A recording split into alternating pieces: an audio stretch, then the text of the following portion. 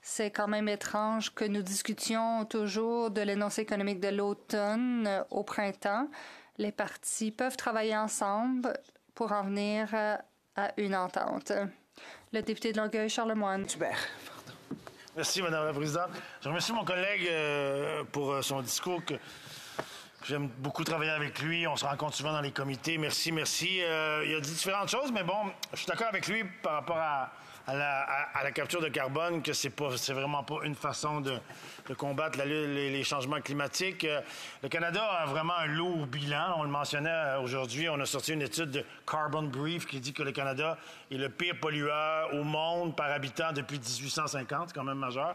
Puis les libéraux continuent à investir. Selon une étude du FMI, 50 milliards, 38 milliards US ont été investis de façon directe et indirecte en aide à l'industrie pétrolière.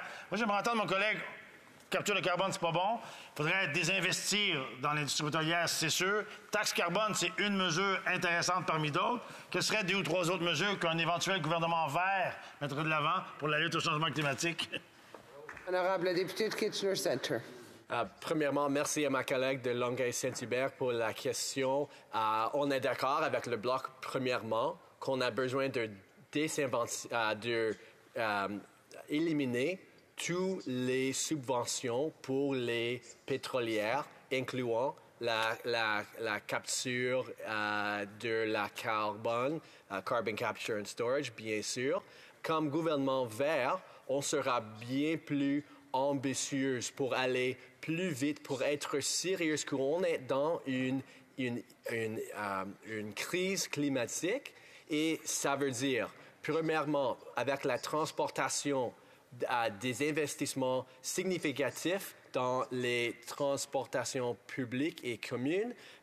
On doit électrifier notre grid autour de la pays et on doit éliminer toutes les subventions pour les pétroliers. Le député de